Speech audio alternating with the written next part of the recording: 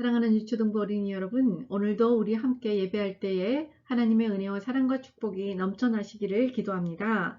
친구 여러분, 오늘은 부활절기 네 번째 주일인데요. 여러분 모두에게 예수님의 부활의 능력과 또 축복이 함께하기를 소망합니다. 여러분, 오늘은 여러분들에게 어느 아버지가 물려준 세 가지 유산에 대한 이야기를 해드릴게요. 한국 동화예요. 옛날에 늙으신 아버지와 세 아들이 살았답니다.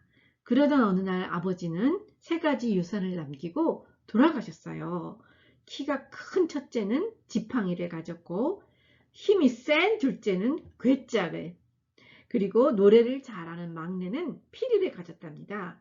그리고 세 형제는 멀리 떠나면서 우리 각자 제주껏 살다가 잘 살게 되면 우리 다시 만나자 라고 약속하고 세 갈래 길로 뿔뿔이 헤어졌어요. 첫째 아들은 타닥타닥 지팡이를 짚으며 길을 가고 있었는데 해가 저물어서 할 수 없이 무더위 옆에서 잠을 자게 되었는데요. 깊은 밤이 되자 이상한 소리가 들리는 거예요. 바스락 달그락 바스락 달그락. 첫째는 무서워서 머리카락이 쭈뼛었는데 가만히 숨어서 보니까 글쎄 여우가 해골을 머리에 쓰고는 휙 하더니만 할머니로 변하는 것이었어요. 그리고 날이 밝자 그 여우는 할머니 모습을 한 채 산을 내려가더니 어느 마을에 결혼식이 열리는 잔치집으로 쑥 들어가는 것이었어요. 그 여우의 행동이 궁금해진 첫째는 저 여우가 대체 무슨 꿍꿍이 속일까 하면서 담장 너머로 빠끔히 쳐다보고 있었는데 그 할머니로 변신한 여우는 글쎄 곱게 단장한 신부 옆으로 가더니 사람들 몰래 그 신부의 옆구리를 쿡 찌르는 거였었어요. 그러자 조금 전까지만 해도 멀쩡하게 앉아있던 신부가 갑자기 푹 쓰러지는 거 아니겠어요? 그래서 사람들이 놀라서 막 찬물을 끼얹고 의원을 부르고 난리가 났겠죠. 그런데 그때 그 첫째가 달려와서는 이런 못된 여우 같으니라고 하면서 그 할머니로 변장한 여우에게 달려들어 갖고 있던 지팡이를 막 휘두른 거예요. 그랬더니 영문을 모르는 사람들이 아니 나이 많은 사람에게 이 할머니에게 무슨 짓을 하는 것이요 하면서 말렸지만 첫째는 이놈은 할머니가 아니라 못된 여우라고요 하면서 멈추지 않고 지팡이로 계속해서 그 할머니를 막 이렇게 치기 시작했더니 그 할머니가 여우로 변하기 시작한 거예요. 그러더니 마침내 캐갱캐갱 하더니 다시 여우가 된 그 할머니는 걸음아 날 살려라 하면서 산으로 도망을 쳤답니다. 여우가 달아나자 그 신부도 이제 다시 정신을 차렸고 신부의 아버지는 정말 고맙소. 덕분에 내 딸이 살아났구려 하면서 돈이랑 또 금이랑 귀한 비단도 주었대요. 그리고 첫째는 이제 고향으로 돌아와서 큰 기와집을 짓고 이제 동생들이 오기를 기다렸다고 합니다. 한편 둘째는 어떻게 되었을까요? 둘째는 괴짝을 등에 지고 이산 저산을 떠돌아다니고 있었는데 하루는 나무 아래서 쉬고 있을 때 웬 처녀가 헐레벌떡 뛰어오는 것이었어요. 그러면서 살려주세요. 제발 살려주세요. 도적대가 쫓아오고 있어요. 하는 것이었어요. 그래서 둘째는 얼른 괴짝 속에 처녀를 숨겨주었답니다. 둘째가 괴짝에 기대어 잠자는 척하고 있는데 곧 험상궂은 도적들이 몰려와서는 혹시 이쪽으로 지나가는 처녀를 못 봤는가? 하고 묻길래 둘째는 천양덕스럽게 기지개를 켜며 누가 지나갔었소? 나는 자느라고 몰랐어요. 하자 도적들은 그 말을 듣더니 우르르 하고 다시 몰려가는 거예요.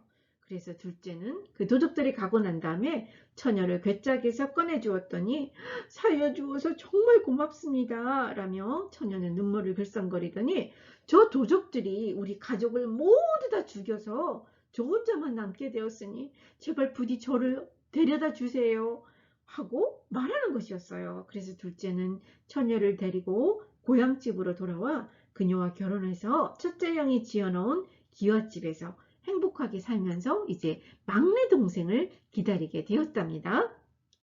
그 무렵에 막내는 피리를 불면서 정말 원 없이 세상 이곳저곳을 돌아다니며 구경을 하고 있었는데, 비록 낡고 오래된 피리지만 이상하게 막내 입에만 대면 매우 아름답고 고운 소리가 흘러나왔어요. 하루는 막내가 커다란 나무 밑에서 잠을 자려는데 멀리서 시커먼 그림자가 막 몰려오는 거예요.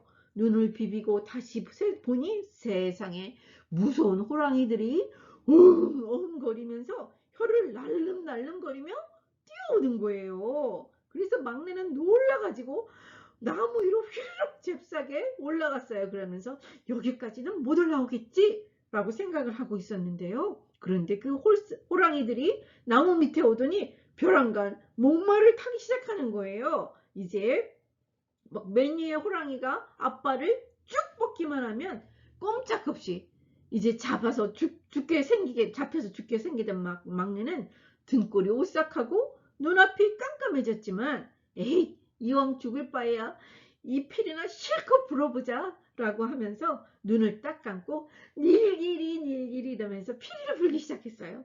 그런데 글쎄 이게 웬일이에요? 그 피리 소리에 흥이 난 호랑이들이 어깨를 들썩들썩 그리고 궁둥이를 움찔움찔 이러면서 춤을 추기 시작한 거예요. 맨 위에 호랑이도 덩실덩실, 맨 밑에 호랑이도 덩실덩실, 아이고 어깨를 흔들고 엉덩이를 흔들면서 춤을 추다 보니 그 바람에 호랑이 탑이 와르르 무너졌고, 호랑이들은 철퍼덕 땅에 떨어지면서 몽땅 죽고 말았답니다. 그래서 막내는 호랑이 가죽을 팔아 많은 돈을 벌어서 형님 저예요, 막내가 돌아왔어요 하면서 고향으로 와서는 먼저 와서 기다리고 있던 형님들과 함께 행복하게 잘 살았대요. 여러분 재미있죠? 비록 별 볼 일 없어 보이던 유산이지만 형제들이 또 유용하게 잘 써서 이제 부자가 될 수 있었던 것 같아요. 그런데 오늘 여러분 성경에도 보니까 예수님께서 이제 제자들을 떠나 하늘로 올라가시면서 제자들에게 누군가 아주 특별한 누군가를 보내주시겠다고 약속하는데, 우리 한번 같이 살펴보면 좋겠어요. 오늘 읽은 요한복음 14장 말씀은 예수님께서 십자가에 돌아가시기 전날 밤에 제자들과 이제 마지막 저녁 식사 저녁 만찬을 하시고, 또 예수님께서는 제자들의 발을 씻어 주신 후 이제 예수님을 배반할 가롯 유다를 내어보내시고 마지막 고별 설교를 하시는 내용 중에 일부예요. 예수님께서 먼저 제자들에게 이제 예수님께서 제자들을 떠나실 것을 말씀해 주시면서 서로 사랑하라는 새 계명을 주셨고, 또 예수님께서 떠나신다니까 이제 제자들이 막 근심을 하기 시작하는 거예요. 그럴 땐 예수님께서 근심도 하지 말고 두려워하지도 말아라 라고 말씀하시면서, 예수님께서 아버지께로 가는 것은 근심하고 슬퍼할 일이 아니라 기뻐해야 할 일이라고 말씀을 해주시는 거예요. 그런데 여러분, 어떻게 예수님께서 하늘로 올라가시는 일이 우리에게 기쁜 일이, 제자들에게 기쁜 일이 될 수 있을까요? 네, 예수님께서 아버지께로 올라가시는 것이 기쁨이 되는 이유는 잘 들어보세요. 하나님이신 예수님께서 이제 사람의 몸을 입고 이 땅에 내려오셔서 이제 하셔야 할 일들을 다 이루셨기에 이제 하늘나라로 올라가셔서 태초부터 하나님이셨던 예수님께서 가지고 계셨던 하나님의 영광을 회복하는 일이기 때문이에요.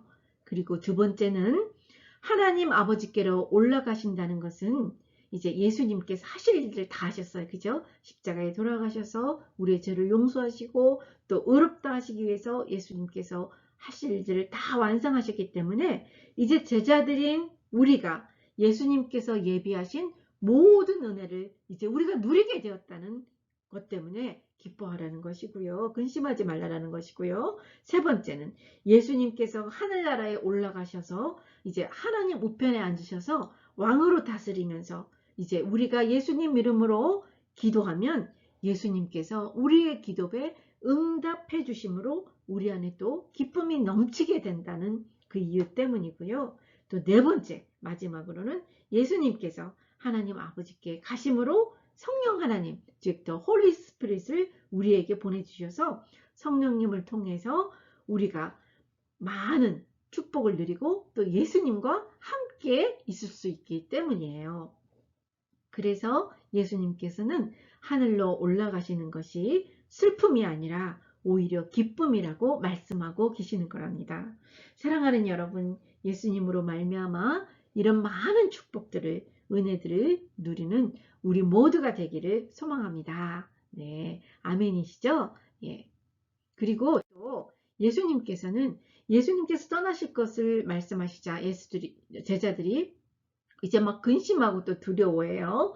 그때 예수님께서는 두려워하지 말아라, 놀라지 말아라 라고 하시면서 예수님께서는 세상이 줄 수 없는 참 평안, 피스를 주시겠다고 말씀하시고, 또 비록 세상에서는 많은 어려움과 또 환난을 당하지만 예수님께서는 이미 이 세상, 즉 죽음이라든가 어둠이라든가 그리고 사탄, 이런 모든 것들을 예수님이 다 이기시기 때문에 마음의 평강을 누리며 우리에게 담대하라고 말씀하시고 계시답니다.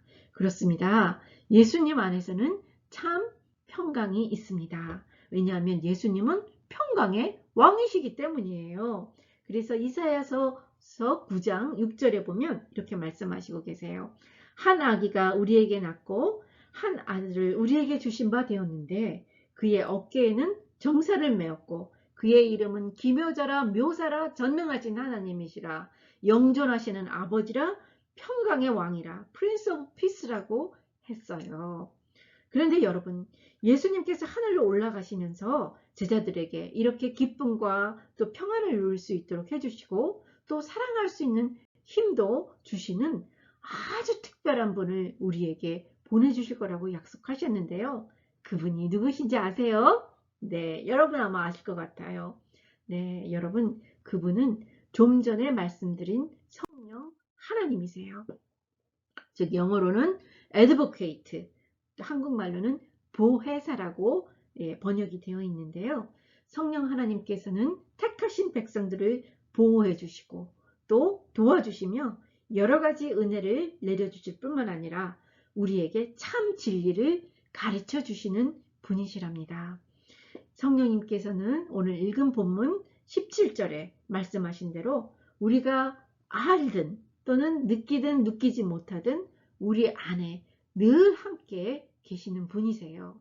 사랑하는 여러분, 우리 속에 계시는 성령님 때문에 서로 사랑하라는 예수님의 세 계명을 우리가 지킬 수 있고요. 또 어떠한 어려움 가운데서도 우리 마음속에는 흔들리지 않는 기쁨과 또 평강이 넘칠 수 있게 하신답니다. 그래서 그 갈라디아서 5장 22절 23절 말씀에는 성령의 열매에 대해서 이렇게 표현하고 있어요. 오직 성령의 열매는 사랑과 희락과 화평과 오래 참음과 자비와 양성과 충성과 또 온유와 절제니 이 같은 것을 금지할 법이 없느니라 라고 말씀하시고 계십니다. 사랑하는 여러분, 12사도들, 즉 예수님의 그 당시의 제자들에게 뿐만 아니라 이제 우리도 예수님을 믿음으로 예수님의 제자가 되었잖아요. 그래서 우리들 모두에게도 성령님께서 이미 우리들 안에 와 계시답니다. 그래서 우리가 성령님의 도우심으로 힘을 입어 서로 사랑하면서 예수님께서 약속하신 그 기쁨과 평강이 넘치는 삶을 이 땅에서도 우리는 살 수 있게 된 것이에요. 여러분 모두 믿으시죠? Do you believe the Holy Spirit dwells in you? 네, 아멘입니다. 여러분 다 믿으실 줄로 압니다. 그럼 우리 함께 같이 기도하도록 하겠습니다. 하나님 아버지, 우리를 사랑하셔서 예수님을 보내시고 또 십자가에 죽게 하시고 다시 부활하게 하셨다가 하늘로 올리셔서 하나님 우편에 앉히셔서 왕으로 온 세상을 다스리게 하시고 또 저희들에게는 성령님을 보내주셔서 우리가 서로 사랑하며 마음의 기쁨과 평강으로 넘치게 하시니 감사를 드립니다. 우리 모두가 성령님을 통하여 영원히 주님과 함께 살며 하나님께 영광 돌리게 해주세요. 예수님 이름으로 기도합니다. 아멘, 아멘. 네, 여러분 감사합니다. 잘하셨어요. 자, 지금은 헌금 시간입니다. 여러분들이 준비한 헌금은 온라인이나 또는 교회 가시는 부모님 편에 교회에 헌금하시면 되고요. 아니면 우리가 교회에 모일 때, 네, 그때 헌금하시면 되겠습니다. 네, 여러분 감사합니다. 네.